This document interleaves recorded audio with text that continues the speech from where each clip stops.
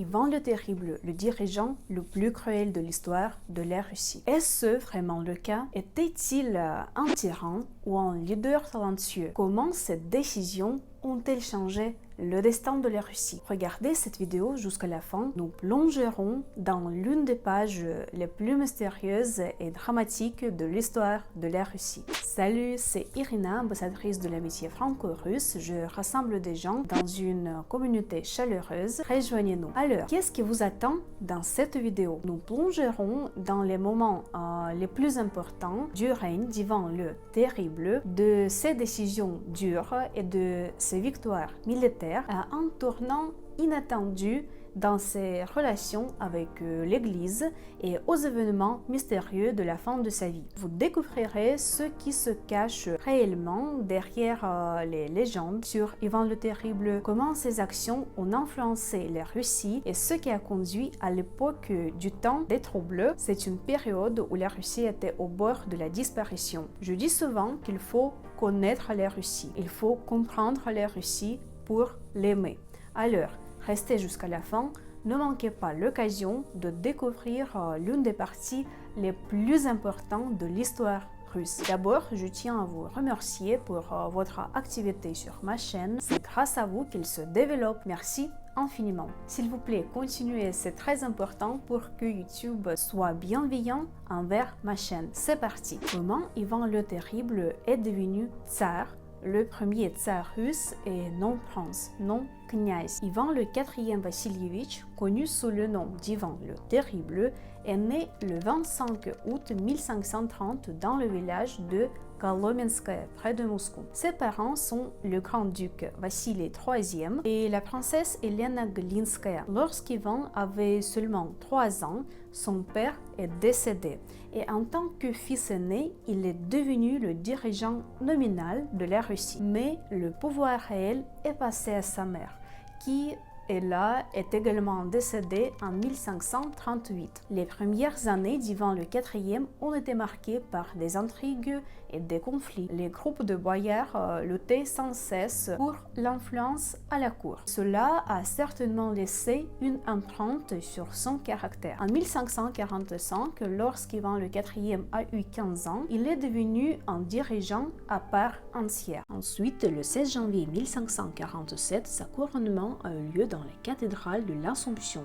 au Kremlin, où il est devenu le premier tsar russe. C'était un événement important pour le pays, car auparavant, les dirigeants étaient uniquement des grands ducs.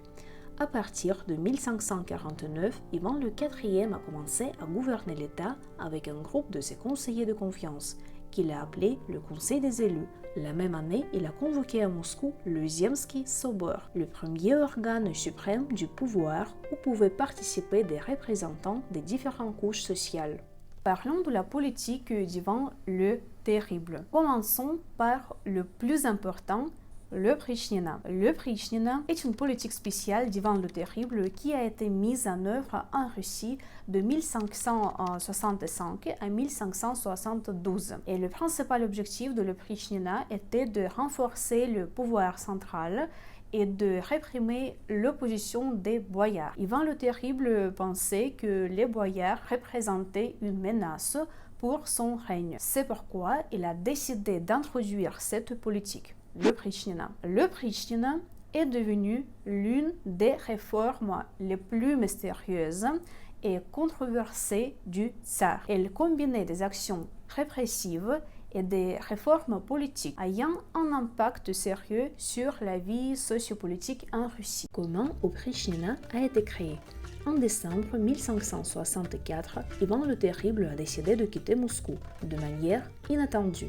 Il est allé au monastère de la Trinité-Saint-Serge, puis à la Sloboda d'Alexandrov, emportant avec lui le trésor et les archives de l'État. Ce départ soudain a servi de prélude à l'établissement de l'Oprichnina. Le tsar a posé des conditions aux boyards et lorsqu'ils ont accepté, il est retourné à Moscou, annonçant la création de l'Oprichnina. Il a dédié une partie de l'État à sa gestion personnelle, qu'il a appelée Oprichnina. tandis que le reste est devenu Ziemtchina et était administré par les boyards. Parlons des oprichniki et de leurs fonctions. Les oprichniki étaient des unités spéciales créées par Ivan le Terrible. Ils étaient subordonnés uniquement à lui et avaient de larges pouvoirs. En gros, ils jouaient deux rôles principaux. Ils étaient les gardes personnels du tsar et un genre d'appareil répressif. Leur principale mission était les suivantes: réprimer les révoltes et les mécontentements des boyards, confisquer les biens des personnes suspectées de trahison, réprimer ceux qui menaçaient le pouvoir du tsar. Les symboles des oprichniki étaient la tête de chien et le balai. Cela symbolisait leur volonté de ranger les trahisons et de balayer les traîtrises du pays.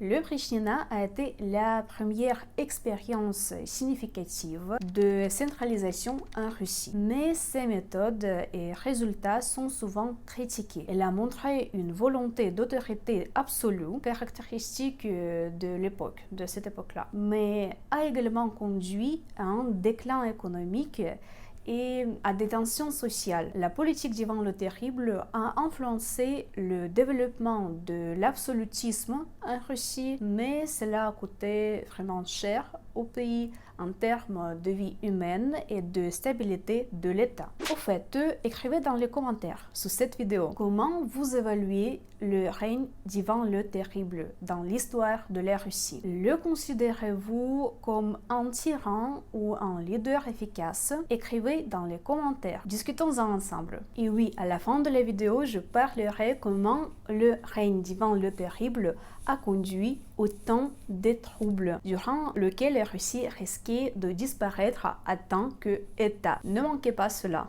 Ivan le Terrible est l'une des figures les plus controversées de l'histoire russe. Son règne a laissé une empreinte profonde dans le destin du pays. Les discussions sur sa personnalité poursuivent encore aujourd'hui. Alors, était-il un tyran cruel qui soumettait tous à sa volonté, ou un dirigeant sage qui a renforcé l'État? La vérité est probablement quelque part entre les deux. D'une part, Ivan le Terrible est connu comme le tsar qui menait une lutte sanglante et impitoyable contre les ennemis intérieurs. Ses méthodes de gouvernance, surtout durant l'Oprichnina, ont choqué ses contemporains et même continuent d'effrayer les historiens aujourd'hui. Et à son actif, il y a de nombreuses répressions contre les boyards et les familles nobles, des exécutions et des confiscations de biens. Les oprichniks du tsar agissaient avec brutalité, maintenant une atmosphère de terreur et intimidant tout ce qui osait s'opposer au monarque. Et tout cela a contribué à sa réputation de tyran impitoyable, désireux d'exercer un contrôle total sur le pays. Cependant, Ivan le IV n'était pas seulement un dirigeant enclin à la cruauté. Son règne est également marqué par des réformes et des changements qui ont renforcé l'État russe. C'est lui qui a convoqué l'Assemblée des terres, Zemsky Sabor, créé le Code de la loi de 1550, développé l'autonomie locale et renforcé l'influence du pouvoir central. En grande partie grâce à son règne, une structure administrative centralisée s'est formée, permettant à la Russie de résister à une période difficile. Il a également entrepris des actions actives pour étendre les territoires, conquérant les khanats de Kazan et d'Astrakhan, ce qui a renforcé la position de l'État. Ainsi, Ivan le Terrible était à la fois un dirigeant désireux de renforcer l'État et un homme ayant utilisé des méthodes radicales qu'il jugeait nécessaires pour atteindre ses objectifs. On peut le qualifier à la fois de tyran et de leader efficace, qui a apporté à la Russie une certaine stabilité, même si cela s'est fait au prix de sacrifices humains énormes. Nous avons déjà discuté de l'Oprichnina, qui illustre la cruauté de Ivan le IV. Et maintenant, je voudrais m'attarder sur les différents types de peine capitale. Et si vous êtes une personne émotive, je vous recommande de passer quelques minutes de cette vidéo et de passer directement à la prochaine partie. Ivan le Terrible utilisait une multitude de méthodes d'exécution dont beaucoup étaient conçues pour provoquer la douleur et la peur, tant chez les condamnés que chez les spectateurs. Certaines de ces méthodes étaient si cruelles qu'elles étaient considérées comme horribles même à l'époque. Regardons quelques-unes des méthodes d'exécution les plus connus appliqués par Ivan le IV. Une des méthodes les plus cruelles d'exécution est l'écartèlement. Cela consistait à déchirer un homme en morceaux. On attachait souvent le condamné par les membres à des chevaux, qui se lançaient dans des directions opposées, déchirant ainsi son corps. Cette méthode tuait non seulement, mais créait également un spectacle choquant pour le public. Brûlage vif. Le brûlage sur le bûcher était l'une des exécutions les plus terrifiantes et douloureuses. Cette méthode était appliquée à ceux accusés de trahison ou d'hérésie, et parfois simplement pour intimider d'éventuels traîtres. L'empalement était également une méthode très douloureuse et prolongée. On plaçait les personnes sur un pieu pointu qui transperçait lentement le corps, provoquant une mort horrible. Cette méthode était largement utilisée comme punition terrifiante, surtout pour les traîtres. L'éviscération était une exécution extrêmement douloureuse, où l'on ouvrait le ventre d'une personne et en retirait les organes internes. Cela était souvent accompagné d'autres tortures, ajoutant à l'horreur pour les spectateurs et soulignant la cruauté du tsar. Ébullition dans un chaudron. Ivan le Terrible ordonnait parfois l'exécution de condamnés en les plongeant dans de l'eau ou de l'huile brûlante. Cette méthode était utilisée pour ceux accusés de crimes particulièrement graves, décapitation. Bien que ce soit une méthode d'exécution plus traditionnelle, Ivan le Terrible ajoutait sa propre touche. Il organisait des exécutions de masse avec une démonstration publique des têtes décapitées ou les réalisait devant une foule pour inspirer la peur chez les autres. Lapidation. Cette méthode consistait à lapider le condamné, provoquant une mort lente et douloureuse. Parfois, elle était utilisée en combinaison avec d'autres formes de punition. Noyade. Sur ordre d'Ivan le Terrible, des noyades massives étaient parfois organisées. Par exemple, lors du pogrom de Novgorod, de nombreuses personnes, y compris des femmes et des enfants, ont été noyées dans la rivière Volkhov. Ivan croyait que c'était une punition bien méritée pour les traîtres. Congélation. Il existe des mentions selon lesquelles en hiver, Ivan le Terrible pouvait ordonner de laisser les condamnés à l'extérieur par le temps froid, les condamnant à une mort lente par le froid. Cette méthode était également utilisée comme punition psychologique. Écorchage. C'est l'une des méthodes les plus barbares de torture et d'exécution, où la peau d'une personne était arrachée vivante. Les exécutions cruelles d'Ivan le Terrible visaient à maintenir son pouvoir absolu et à terroriser tous les niveaux de la société. Ces méthodes ont laissé une empreinte indélébile dans l'histoire de la Russie. Bien que les horreurs qui ont marqué le règne d'Ivan le Terrible aient laissé une empreinte sanglante dans l'histoire de la Russie, sa figure est souvent considéré comme controversé. D'un côté, il était un dirigeant tyrannique qui réprimait brutalement ses ennemis et faisait preuve de cruauté envers ses sujets. D'un autre côté, c'est Ivan le IV qui a jeté les bases qui ont permis de renforcer et d'étendre l'État moscoviteux en faisant une puissance influente. Voyons pourquoi Ivan le Terrible est aussi considéré comme un leader efficace et ce qu'il a fait pour le développement du pays. Dans les années 40 et 50, Ivan le Terrible a dirigé le pays en collaboration avec le Conseil des élus. C'est un groupe de personnes de confiance. En 1550, il a convoqué le premier Sobor Zemsky Sabor en russe, qui est devenu un organe représentatif élu et a approuvé des réformes dans plusieurs domaines. Réformes militaires, réforme judiciaire, réforme ecclésiastique, réforme administrative. Ces réformes ont consolidé la centralisation de l'État russe et renforcé le pouvoir du tsar. Après la chute du Conseil des élus en 1560, Ivan le IV a commencé à gouverner seul, renforçant l'autocratie et attirant les nobles à lui. Sa vision du pouvoir royal reposait sur le désir d'imiter de grandes figures royales ancienne. Cependant, la nécessité de partager le pouvoir avec l'aristocratie boyare est restée un défi pour le jeune dirigeant. Il convient également de souligner le rôle d'Ivan le Terrible dans l'expansion territoriale du pays. L'expansion territoriale de l'État moscovite sous Ivan le Terrible a été un des facteurs clés qui ont renforcé sa position sur la scène internationale. Grâce à des victoires militaires, à la diplomatie et à des alliances stratégiques, Ivan le IV a réussi à annexer des territoires qui ont considérablement élargi les frontières et renforcé la puissance économique du pays. Une des plus grandes conquêtes d'Ivan le Terrible a été la prise de Kazan, la capitale du Khanat de Kazan. Cette ville importante sur la Volga était un centre de commerce et de culture, ainsi qu'un point stratégique majeur. La conquête de Kazan n'a pas été facile. L'État moscovite avait tenté de conquérir le Khanat depuis les années 1540, mais ce n'est qu'en 1552 qu'une campagne réussie a pu être menée. L'armée d'Ivan le IV, forte d'environ 150 000 hommes et dotée de nouvelles armes à feu, a écrasé les forces kazaniennes et pris la ville. La chute de Kazan a marqué un tournant majeur dans l'histoire. L'État moscovite a eu un accès à la Volga, ce qui lui a permis d'accéder aux routes commerciales et d'ouvrir la voie à de futures expansions territoriales.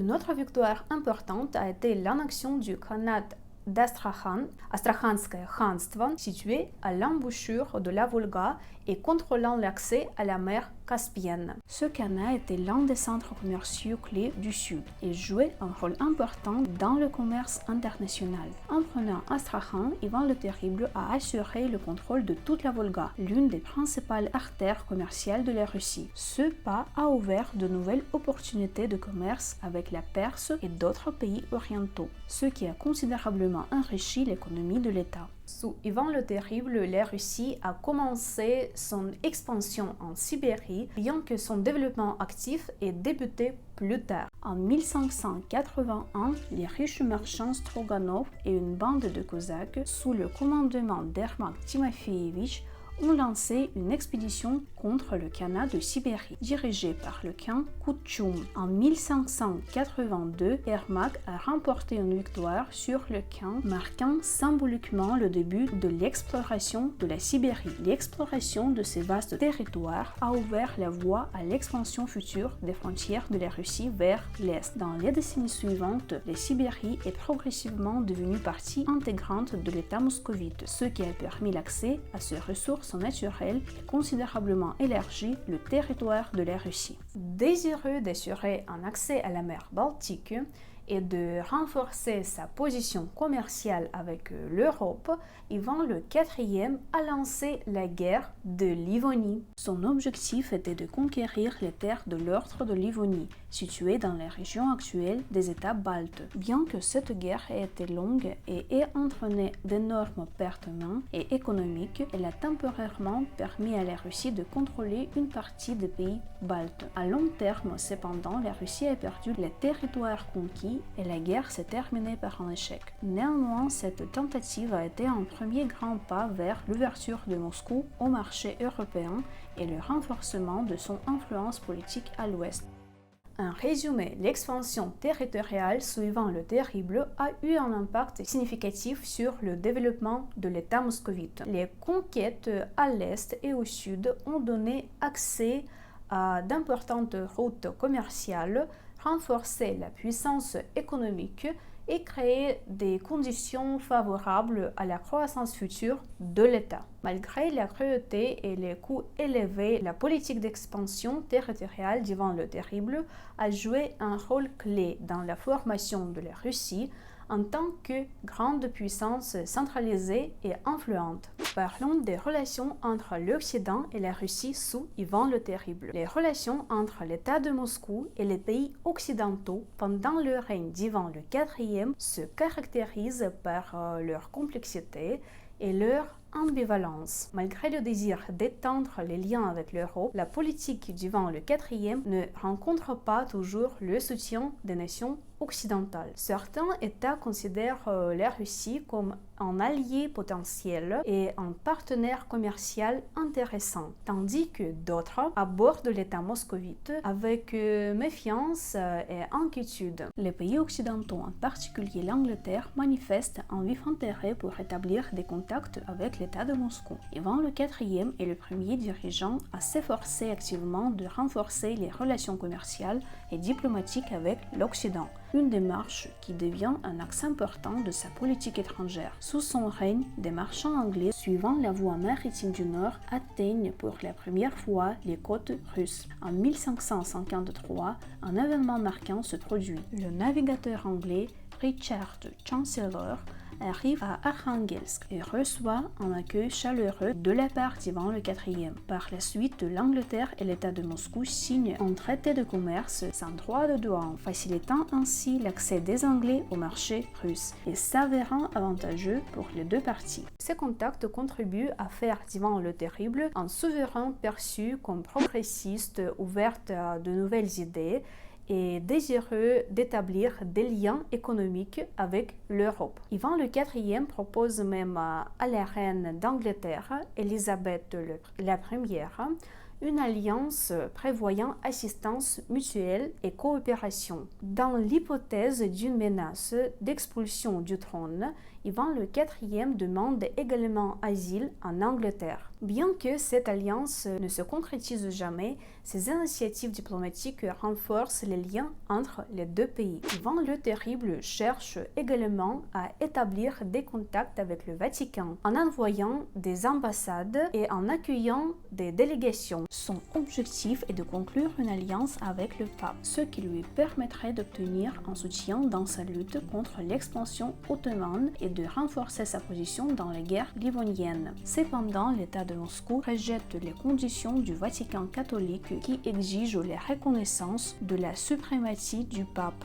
un obstacle à l'amélioration des relations avec les pays catholiques. En Europe occidentale, Ivan le IV devient connu sous le nom de Terrible, signifiant non seulement puissant et impressionnant, mais aussi cruel. Les récits sur son règne et ses méthodes de gouvernance suscitent l'horreur chez les étrangers. La politique de l'Oprychnina marque particulièrement les esprits, renforçant la réputation d'Ivan en tant que dirigeant impitoyable. Des histoires célèbres de massacres, de tortures et de châtiments sévères infligés à ceux qui suscitent des soupçons consolident l'image de Moscou comme un État dirigé par un souverain imprévisible et redouté. Malgré des relations complexes et contradictoires avec les États occidentaux, Ivan le IV parvient à établir des liens économiques et à affirmer le rôle de Moscou en tant que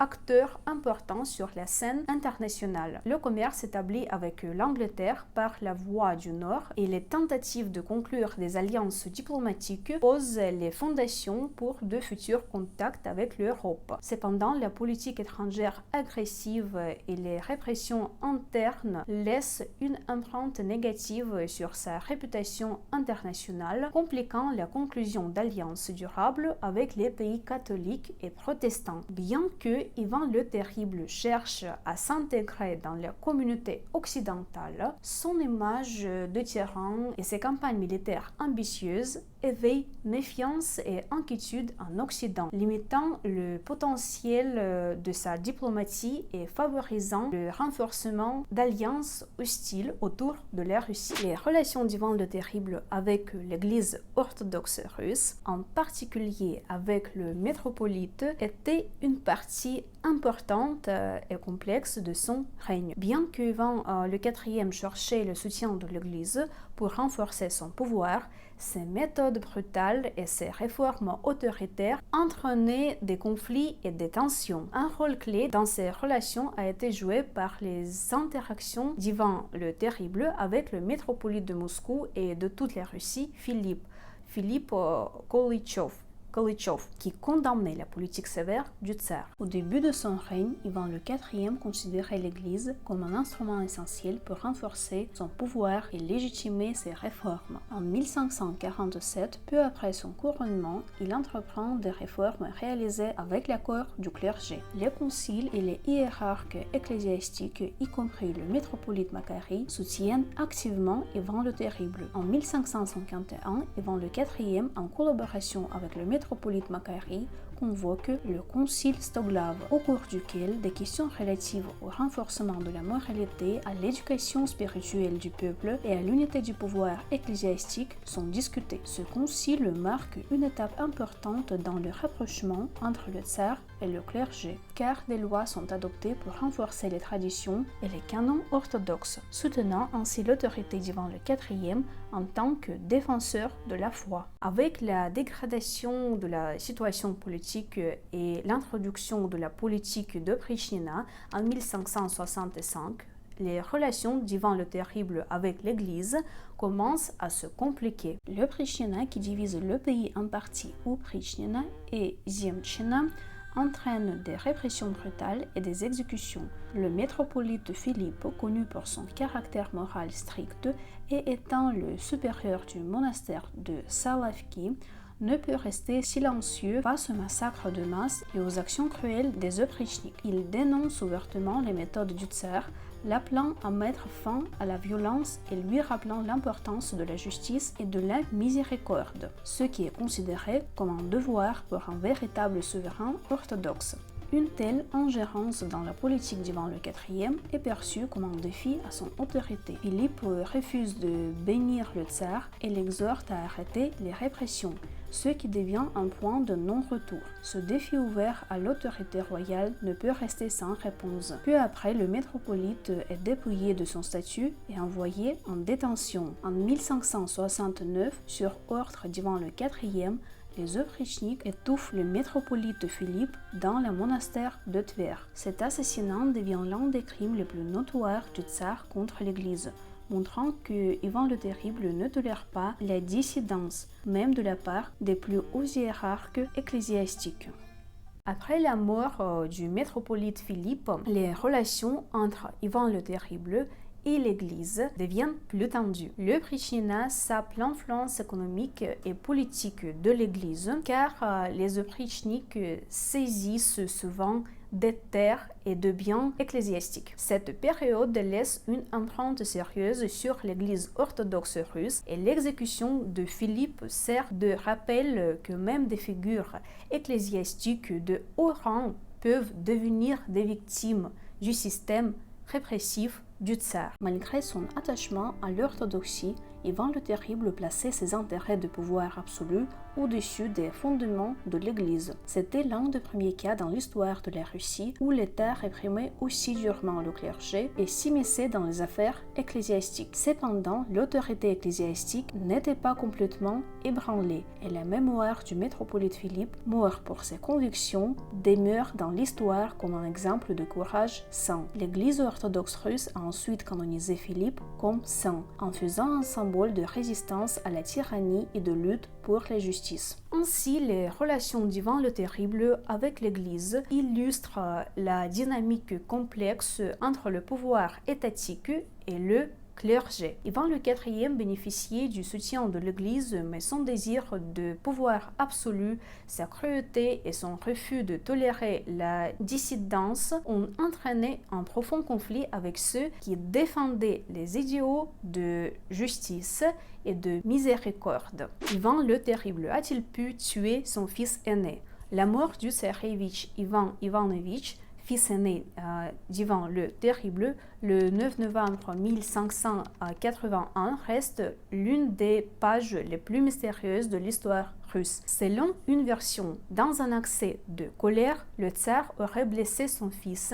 en le frappant à la tempe avec un bâton. Quelques jours plus tard, le tsarevitch est décédé, mais de nombreux aspects de cette tragédie demeurent encore flou. La mort du tsarevitch Ivan a eu un impact significatif sur la stabilité dynastique de la Russie. 10 ans après sa mort, en 1591, Le fils cadet d'Ivan le Terrible, Dmitri Douglitch, a également trouvé une mort tragique. En conséquence, le seul héritier survivant, Fyodor Ivanovich, est devenu tsar, mais son règne n'a duré que jusqu'en 1598, après quoi le temps des troubles a commencé. On peut seulement spéculer que si Ivan Ivanovich avait survécu, les crises dynastiques, les difficultés économiques et les échecs militaires auraient pu être surmontés, et l'histoire de la Russie n'aurait peut-être pas connu de faux prétendants ni la dynastie des Romanov. Parmi tous les enfants d'Ivan le Terrible, seuls deux, Fyodor et Ivan, ont atteint l'âge adulte. Il est important de noter qu'Ivan Ivanovich était considéré comme l'héritier et participait activement à la gouvernance, entrant souvent en conflit avec son père. Les raisons pour lesquelles ce fils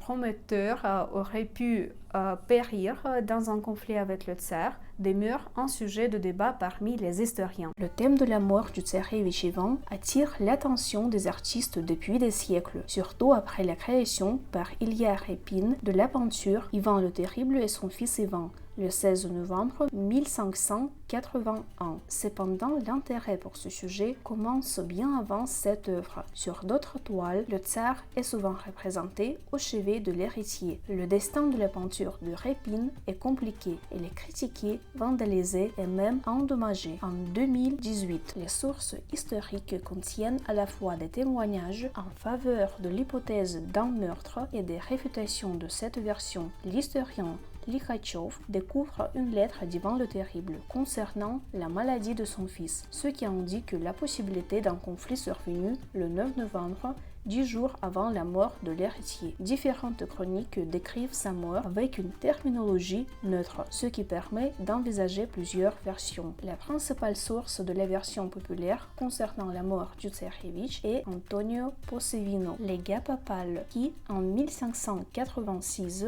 dans son livre La Moscovie, décrit que la querelle entre père et fils se produit après que Ivan a offensé l'épouse du tsarevitch. Cette version est soutenue par de nombreux historiens tels que Karamzin et Gliouchevski, grâce à une description détaillée des événements. Les opposants à la théorie du meurtre soulignent que les sources décrivant le conflit appartiennent à des détracteurs du tsar. De plus, les études des restes du tsar et de ses fils ont révélé la présence de mercure, ce qui ouvre la possibilité d'une version d'empoisonnement. Cependant, le mercure était également utilisé en médecine à l'époque, ce qui rend cette théorie moins convaincante. Le sort du tsarevitch Ivan Ivanovich demeure enveloppé de mystères. Les versions d'un meurtre et d'un empoisonnement ont leurs arguments et seules des recherches futures pourront éclaircir cette tragédie. Alors que l'histoire se poursuit,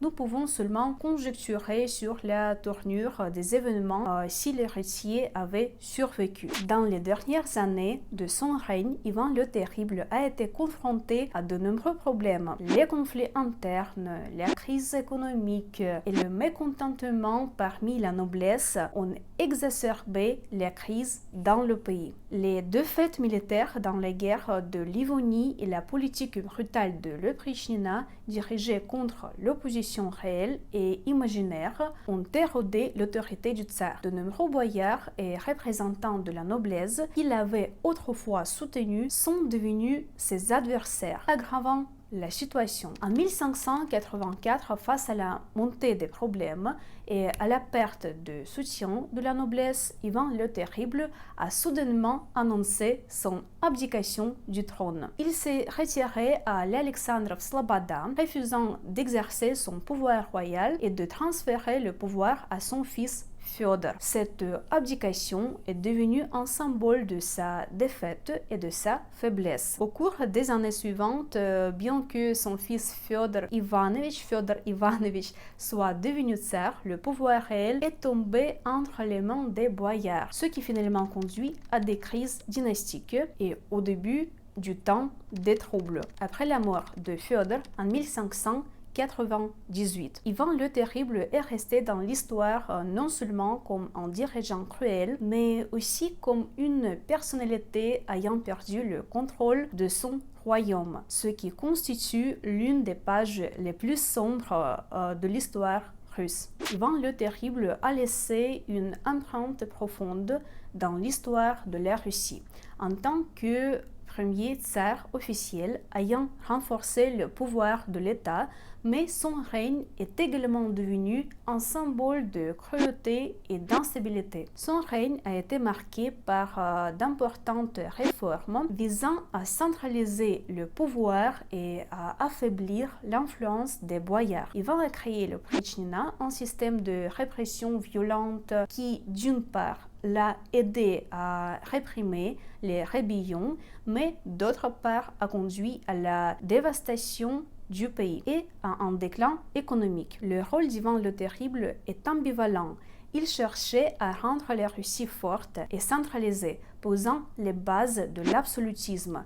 Mais les méthodes qu'il a utilisées ont entraîné de graves pertes et souffrances pour le pays. À la fin de son règne, le pays a été confronté à une crise politique qui, quelques années plus tard, a débouché sur le temps des troubles. Malgré la controverse entourant la figure d'Ivan le Terrible, son règne a constitué une étape importante dans la formation de l'État russe et de son système de gestion centralisée. Cette période a non seulement été un test de survie pour le pays, mais a également démontré l'importance d'une gestion centralisée forte, vers laquelle la Russie se dirigeait déjà avec la nouvelle dynastie des Romanov.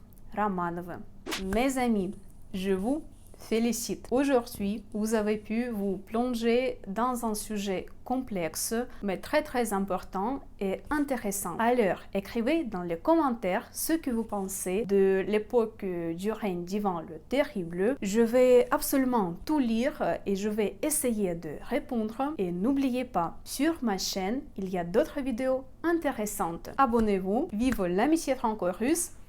À bientôt.